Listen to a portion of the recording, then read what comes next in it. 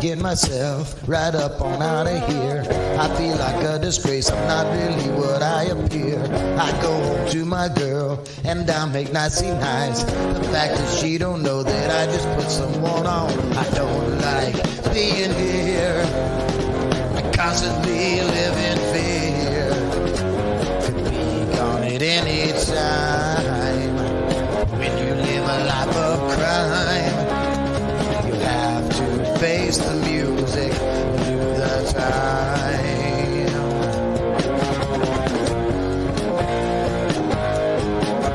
I'm trapped again, and fate as always hasn't wrapped again. I always get caught in my life of sin, but I just keep on going back again. You know I'm lost again, when all I wanted was to find a friend. Someone that I can always depend on to help me find my life again. You know I'm trapped again.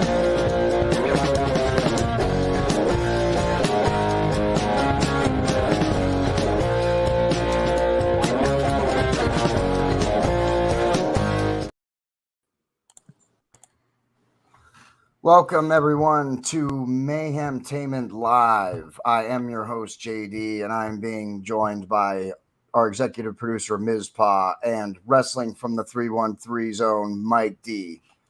Welcome, gentlemen. How's it going? What's going on? What's going on? You all right? Yeah, it's good to see you guys on this Super Bowl Sunday. Oh, yeah. We don't have any viewers yet, but hopefully we're going to get some. We'll have some viewers here during our pre-show, and we're going to go again post-show. For anybody who sees this later on, we will have a live post-show about 10 or 15 minutes after the game ends, so make sure you look for that and tune into that as well. So Super Bowl Sunday, we got the 49ers against the Kansas City Chiefs. What are you guys thinking? It's going to be a good matchup or what? I think it's going to be a good game. I won't say low scoring, but I could see a 24-21 type football game, something like that, something real close, but I think it's going to be a good one. Mizpah, what do you think? I think it's going to be a really close game as well. I think it's going to be a little more high scoring than 24-21. Not by much, though. I'm thinking maybe an extra touchdown each. So like 27 to maybe 34, somewhere around there. So JD, who do you predict to win? Well, actually, I thought we'd wait till the end of our show to give our predictions. Okay. I do also think it's going to be a close game. I think the Niners defense could certainly come into play. If they can shut down the Niners offense, or the Chiefs offense. Sorry, if the Niners defense can shut down the Chiefs offense, then I think it's going to be a real close game. And I think that's what's key to the 49ers trying to win is their defense. They have to be able to stop Patrick Mahomes. Well, yeah, I think either side, the defense is going to have to step up and be on point, because both teams have a pretty decent offense. I mean, if they didn't, they wouldn't be where they're at. Yeah, the 49ers, I mean, Christian McCaffrey, man. I mean, he's a beast. Yeah, and I think that's what I'm interested in seeing, if that Kansas City defense will be able to stop McCaffrey, because McCaffrey, he's a beast. Yeah, if they can't stop McCaffrey, it's kind of like on the other side, if the Niners can't stop Mahomes, and Brock Purdy's no slouch either on the 49ers side. I mean, he's a hell of a young quarterback. So, I think it is going to come down to McCaffrey. If the Niners can shut down McCaffrey or at least keep him contained a little bit, then I think the 49ers will have a little bit more of a problem. And I also think the tight end battle too, Kittle and Kelsey, it's going to be interesting to see what they do too. I think if they can make a big impact in the game, I think that's going to determine who wins the Super Bowl also. Well, we know Travis Kelce didn't get lucky last night because Taylor Swift had a concert in Tokyo last night. So she got in just 6 hours or something before the game, or just 10 hours or something before the game started. So we know Travis Kelce's probably going to have a really good game, being that he didn't get any last night. That's usually how it works. Well, we shall see. Are you saying he's going to have a little extra aggression, maybe? Yeah, I would imagine so. That's what I'm saying. Yeah, he's gonna. He's gonna have a great game. Again, it's key. I think Kelsey is key there. Just like with young. Have you noticed, either of you guys, how young quarterbacks they really seem to lean on their tight ends? Big targets. They don't usually do a lot of downfield stuff. It's a lot of hooks or a lot of crossing routes, a lot of flats. And a lot of young quarterbacks tend to lean on their tight ends. But I think that's just something that you're seeing in the NFL, period, because you can say the same thing in Baltimore with Lamar Jackson and Andrews. You can say the same thing in Detroit with Jared Goff and Sam Laporta. That's so true. I just think we just coming into that era where tight ends are not only blocking, but they're also receiving also. Yeah, you need to be versatile at the tight end position. It's like an evolution of the tight end position, which many football positions have evolutions the game itself seems to evolve every 10 years or so. We kind of see the game shift a little bit. Because it was at one time where the fullback position was kind of like the tight end position. Now we're seeing the tight end position being the blocking and receiving position. Like, back then, when the fullback position was popular, you had guys like Mark Allstott from Tampa Bay or Mike. Yeah, but Mike Allstott. But yeah, you're right. Yeah, Mike. And now we hardly see fullbacks. I mean, there's some teams that don't even carry fullbacks on their roster. Right. So yeah, I mean, it's inevitable. I think fullbacks are being phased out. I'd be surprised if we see a fullback type position. I could see an evolution of the fullback and tight end type position kind of merging into one position. Because even now, the teams that don't carry fullbacks, or even the teams that do, if you want a receiver from the backfield, we're seeing tight ends line up in what would normally be the fullback position. That's true. Yeah. So, I mean, I think the fullback and tight end are kind of merging into one kind of thing, and you got to be versatile. You got to be able to catch, and you have to be able to block if you want to be a tight end in this league. Yeah, that's true. Well, and like you had said, it's ever evolving. I mean, we've seen a season, several seasons where it's started, progressing into a very pass heavy, receiving game. And then that slowly starts transitioning back into more of a running game, heavily relying on your running backs. And same with, like you had said with the tight ends, the tight ends are starting to get more play time and more responsibility and more versatility. And I think eventually that'll start to, start going the other way as teams start looking for a way to counteract that. And that's what drives the versatility and, the ever-changing momentum of the teams is other teams looking for a way to counteract the new type of play. Yeah, I agree with that. Yeah, I agree also. I think many positions have evolved and are requiring different things than they did. Like I said, I think it evolves kind of every 10 years or so. And what drew most attention to me, with that was in our fantasy league. When we first started our fantasy league, running backs were like just everything. You know what I mean? And receivers. Yeah, and receivers didn't offer as much. After I adjust the scoring a little bit, the league changed. Even after I adjusted the scoring, the league changed, and then it became more. Right now we're in a real heavy passing kind of a league right now than we are running. If you look at most teams, they're only running maybe 20, 30 times tops a game, and they're throwing the ball 50 times or 60 times a game sometimes. That's crazy stuff. Now, I will say, I felt like some of the teams this season started going a little more back towards the running game. Yeah, a few teams have. I agree. Yeah. So does that indicate that we're starting to make a shift back towards a running game? See, I think what we're seeing is that you need a running game. The thing that I think you're always going to come back to in the NFL is that you need the pass and the run. If you want to be effective, if you want to dominate the game or at least have control over it, you need the run and the pass. The pass can get you downfield in a hurry. The pass can get you touchdowns. But the run game is where you're going to take clock, is where you're going to chew clock up. Okay. Yeah, I totally agree. And that's kind of like what we saw with the Lions. You know what I'm saying? They had the passing attack with St. Brown, Laporta, Reynolds, but they also had that nice running game with Montgomery and Gibbs. So I always feel like you got to have a mixture of both to succeed in the NFL.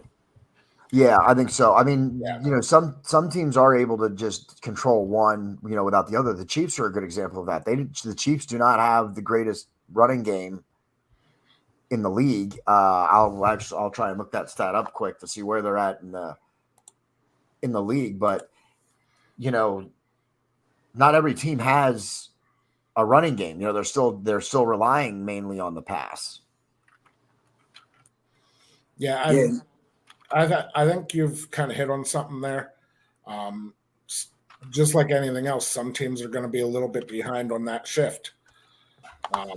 And an interesting thought is if you look at the teams and the way the playoffs broke out and things, it feels like the teams that had that good balance of running and passing are the teams that made it through.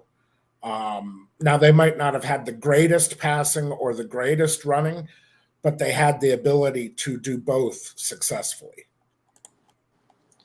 Yeah, I totally agree. And I kind of look at that with like Kansas City, because if you look at their receivers, they don't have a top 5 receiver on their team, and they don't have a top 5 running back.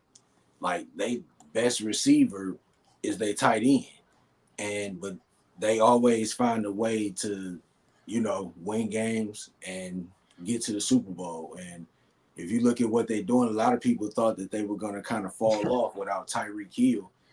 And actually, they've been doing better without him. They're back in the Super Bowl. Okay, so here we are. Kansas City. Kansas City ranks 18th in rushing yards per game. San Francisco ranks 3rd. Okay. And what about passing? I'll have to look that up. So while we find that stat, you had mentioned that, the Kansas City's rushing game wasn't quite there compared to other teams, and that stat proves that, Mike.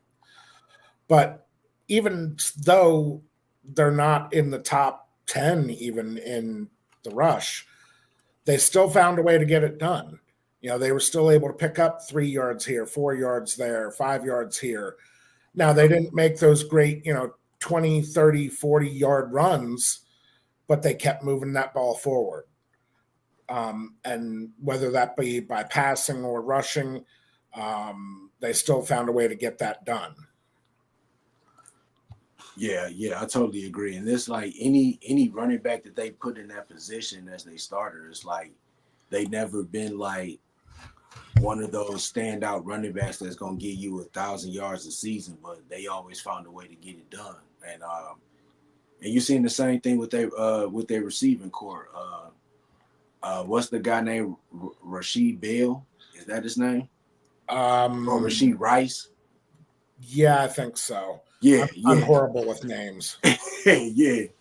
He's basically kind of not necessarily stepped up in that Tyreek Hill role, but he's basically like their new number one. And like I said, Kansas City has found a way to get it done, and that's what it takes to win in the NFL, and they've kept that formula for a long time. And I feel like on the other side of that, the 49ers have done really well as well. Oh, yeah. Even though, you know, they were a little more heavy on, I think, the rush than they were the pass. They still found a way to move that ball forward, you know, 3, 4, 5 yards at a time consistently. Even though they may not have been the best team at doing that, and, you know, making those huge, great plays that everybody loves to see. I mean, come on, who doesn't love to see somebody run 90 yards for a touchdown? Who doesn't love to see that 60-yard pass to take it into the end zone? But they had a few of those, but overall it was more about consistency. Yeah, I agree. Yeah, San Francisco, like you said with McCaffrey, he's a guy, like, even if he doesn't, he can get you with the rushing game or the passing game. Yeah. And you know, he's proved, you know, that you know, he's ready for that spotlight. He's ready to get a ring. Puts up great numbers every year, and you know, a lot of people, you know, kind of questioned the move because I think they gave up a lot to get McCaffrey, but it's worked out for the 49ers. But now let's just, for sake of conversation, let's remove McCaffrey from the conversation. Look at the rest of the team. That, I mean, outside of McCaffrey, they have, I'll say, average players. You know, average receivers, average rushers. That's where the consistency comes in. They might not be your great big playmakers like McCaffrey has shown he can be, but they still manage to keep that consistency moving forward. That's true. And like you said, their offense would be average without McCaffrey, but you still got guys like Deebo Samuel. He's a good receiver, but he can also, you know, get you with the trick running plays. Brandon Ayuk is another guy that is a good receiver. Yeah. And then you still got Kittle, you know. So I don't know who San Francisco's backup running back is, but they would definitely, you know, their running game wouldn't be as subpar as it is with McCaffrey, with, you know, if they didn't have McCaffrey. So you know, it's like you said, they always find a way to get it done. They got it done 2 weeks ago, unfortunately, against the Lions, you know. Yeah, that was a tough loss, dude. I really thought the Lions were going to take it all the way. Yeah, I'm not gonna lie. I was after my boys decided not to play their game. I started pulling for the Lions. You know what? Because I'd like to have seen them make it.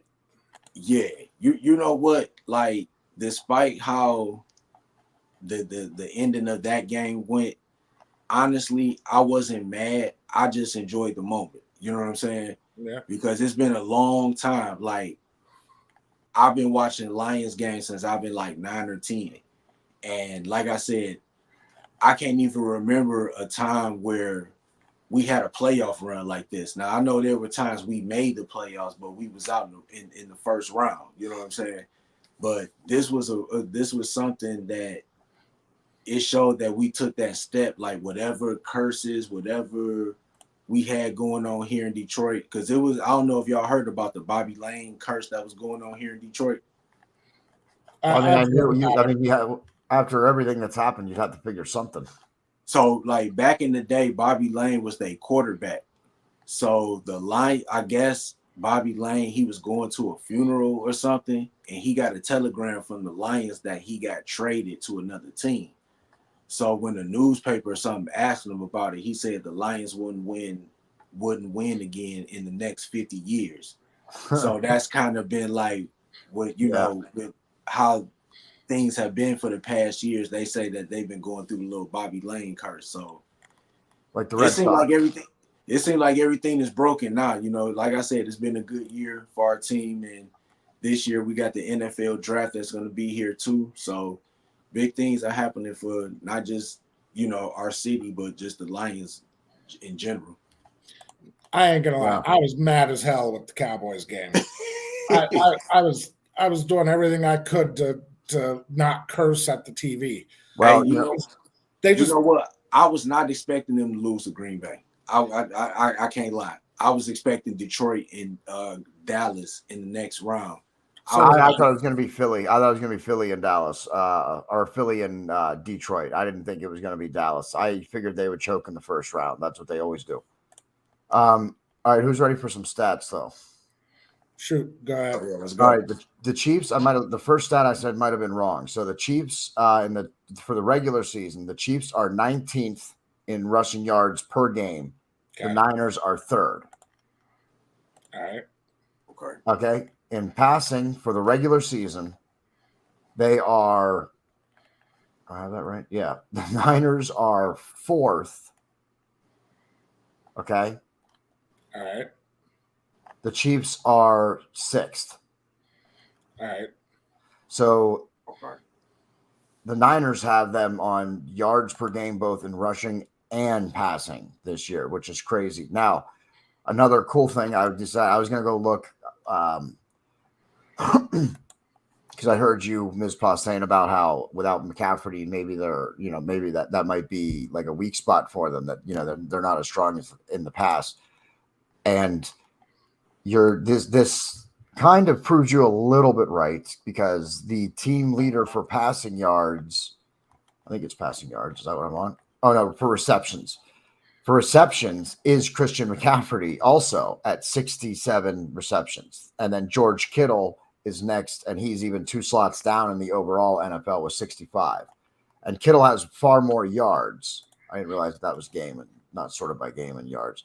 But yeah, I mean, there you go. I mean, without McCaffrey, yeah, because even their passing game would take a humongous hit without McCaffrey, because he's leading the team for passing for total yards.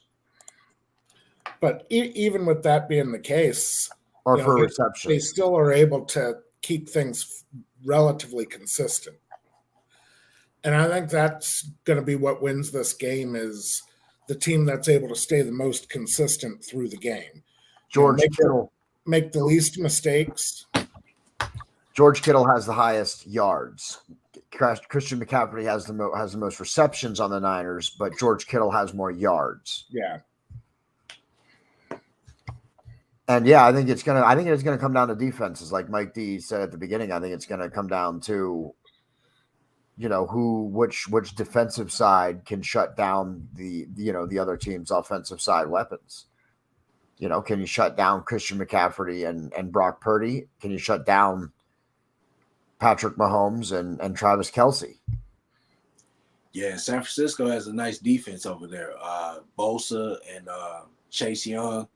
I think they on the front defensive line. If you got those 2 guys on that front defensive line, that's going to be scary right there. Yeah, absolutely. The Niners do have a very, very tough defense. And I think their defense is better than the Chiefs' defense. Yeah, I agree. Yeah, I agree. So, and apparently, according to the stats, at least, the Niners' offense is better than the Chiefs. So, I think a lot of it's going to come down to Mahomes. And we've seen him struggle this year without Tyreek Hill. I mean, you don't realize how much Tyreek Hill was one of his go-to guys. When you got 2 go-to guys, when you got Jason Kelce and Tyreek Hill, when you got 2 go-to guys, you know, it doesn't look like it just looks like you're great, because those 2 guys catch everything that's thrown in their way pretty much. Now without Tyreek Hill, he doesn't have another go-to guy. And Jason Kelce's great, but he's a tight end. He's a big target, but he's not going to run 80 yards, you know, turn on the afterjets the way Tyreek Hill is and outrun every other person on the football field, you know, and score a touchdown from a 5-yard pass to a 75-yard pass touchdown, you know. So he doesn't have that right now. And I'm really shocked. I thought Juju Smith-Schuster joining the Chiefs, I thought he was going to be a big addition. I thought he was going to be a go-to guy for Patrick Mahomes, but he hasn't really stepped up either. You know what I mean? And they've been trying to use Mecole Hardman, but he doesn't have the speed of Tyreek Hill too, and he drops the ball a lot too. Mecole Hardman doesn't have the best hands yet, I don't think. I think he's still got some work to do. So I don't know, man. I mean, every time, the more we've been doing this, the longer we've been doing this episode. When we started this episode, we should have did this. We should have picked predictions at the start of the episode and then see if we wanted to change them at the end. Because I definitely would have. I probably would have selected Chiefs to start this. Hey, I think I gave you that opportunity and you chose. Well, I thought we would wait till the end. I didn't anticipate me changing my mind after I looked at some of the stats. But I mean, man, I would probably have to pick the 49ers. I mean, I don't know, man. I mean, the Niners are great, but it seems like when it's a big game, the Niners still struggle when it's like a big game. Now, I know that they did good through the playoffs. They obviously made it here. I just don't know, man. I think you guys are right, man. This is going to be one of the closest games. I hope this is one of the best Super Bowl games that we've seen in a long time. So officially, according to betting odds, the 49ers are considered the favorite to win. But that goes on, paper stats. I personally think that it's going to come down to whose defense plays the best and who makes the least mistakes. I agree with that. I agree. I think it's gonna. All right, let's move to predictions. Do you want me to go first, or do you guys want to go first? I'll let you go first. All right. I think the score is going to be 29-26, the Kansas City Chiefs. I think it's going to come down to the kickers, and I think it's going to come down to field goals. And I think after the Chiefs kicker just went 5 for 5 in the last game. Wasn't it the last game? I think it was in the last game. He went 5 for 5, and I think he's going to do it again. 5 for 5. The kicker is going to go, and it's going to end up 29-26. They'll score 2 touchdowns and 5 field goals, the Chiefs. And I think the Niners will score 2 touchdowns and only 4 field goals. I think they'll either miss that last field goal or the Chiefs won't give them the opportunity to kick that 5th one. All right, what do you think, Mike? So I'm going to make a confession. I love the Lions, and I'm from Detroit. I'm a Lions fan. But I'm also a 49ers fan. I've been a 49ers fan since the days of Montana and Jerry Rice. So I'm sticking with the 49ers. I think they're going to win the Super Bowl. I think that defense is going to go hard and be aggressive against Mahomes. I think McCaffrey is going to have a decent game against Kansas City's defense. I think it's going to be a good game. Like I said, I think it's going to be close, like 24-21-ish or 27-24, something like that. But yeah, I'm going with the Niners. We haven't seen they haven't seen a Super Bowl win since I think it was '94 when they played against the Chargers. And I know they've been a couple of times, but they lost. But I think they end that Super Bowl losing streak tonight. So I'm actually gonna go the opposite way. I think it's gonna be the Chiefs. I think there's a little more experience there in big games. And Mahomes has an intensity about him that's going to supercharge his players. And I think it's going to be more like a 28-34. 28-34 to the Chiefs? For the Chiefs. Interesting. Yeah, I mean, and don't discount some I'm totally drawing a blank on the head coaches. Andy Reid. Don't discount some Andy Reid magic too. I mean, yeah, there's going to be some Andy Reid trickery. Yeah, he's certainly going to have some trickery. He's certainly going to have some plays drawn up specifically for this game, no question. Yeah, with that being said, I'd also like to point out that I really don't want the 49ers to win because I'm a Cowboys fan. And yeah, well, if they win, then that gives them more rings than we have, and that just can't be.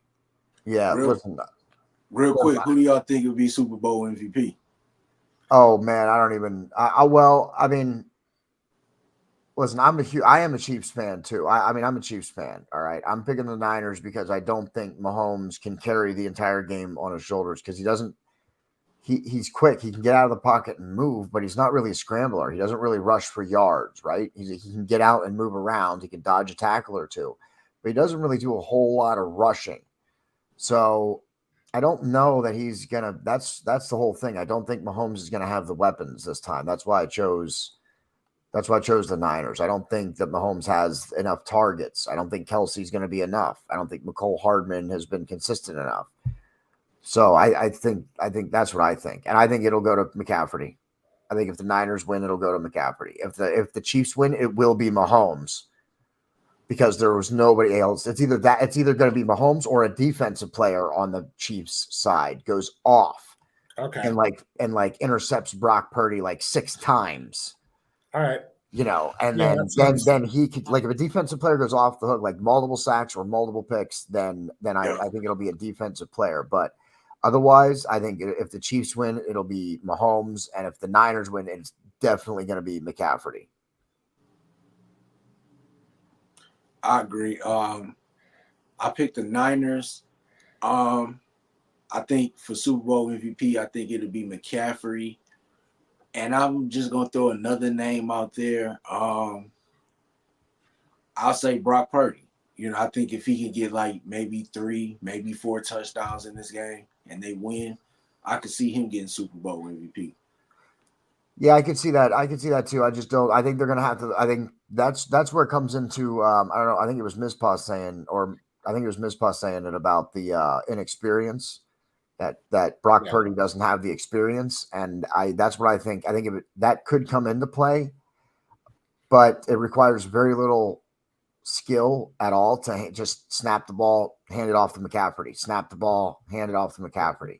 And I think that's what a majority of Brock Purdy's job is going to be in this game is he's going to be handing the ball off to Christian McCaffrey. It's really hard to mess that up, but you also don't get a lot of credit for it either. So I can see if he goes off and has a great passing day, yeah, it could be Brock Purdy, but I think it'll be more along the lines of what Mizpah said, and I think some inexperience is going to be there for Brock Purdy, and I think that they'll rely on Christian McCaffrey because as good as the Chiefs' defense is, and they're not great, I definitely don't see them stopping Christian McCaffrey. I think Christian McCaffrey is going to just do whatever he wants to do, whatever he wants to do it in this game. I think the Chiefs are going to have a lot of trouble stopping him. See, I think the MVP, I'm pretty close to what you're thinking. It's either going to be McCaffrey or Mahomes. Yeah. Unless the defensive player goes off, you know what I mean? If someone goes off and intercepts Patrick Mahomes, 2 or 3 or 4 times, just like if someone picks off Brock Purdy 2 or 3 or 4 times, then I could see them, getting the MVP or like a lot of sacks. I mean, that's the thing. Yeah. You're going to get the MVP on sacks. You got to have like 5 or 6 at least to be able to get the MVP on sacks. But with picks, you only need maybe 3 or 4, and you can snag that MVP. But, with that said, if you're going to go that route, you might as well say anybody who does their job really well today has a chance to be the MVP. No, see, I disagree. I think to do your job really well is going to be the normal. Like you need that's going to be shutting down. Yeah, you need. If a defensive player is going to win MVP in this game, he's going to have to go off. He's going to have an all-star day. That's the only way a defensive player is going to make it. You got too many offensive weapons, and one of those guys is going to have a good enough day to win that MVP. I would even also say too, whatever defensive player gets an interception or a sack, if they can get if they can return a interception back or a fumble for a touchdown, that'll definitely put him in that running for Super Bowl MVP. Yeah, I agree. Well, we are going to wrap this up. The Super Bowl starts in just about just about 51 minutes. So make sure you tune in, watch that. We will be back after the episode, about 10 to 15 minutes after the Super Bowl ends. We want to let everybody watch some of the post-game stuff, watch the announcers if they so choose. Please tune in. If you're watching this during the game or before the game, before we do the post game, tune into the post game and leave us a comment. We want some live comments. We didn't get much on the pre-show, but hopefully we'll get some on the post show. For Mike D, wrestling from the 313, my executive producer, Mizpah, I am your host, JD, and that's the end. We'll see you later. See ya.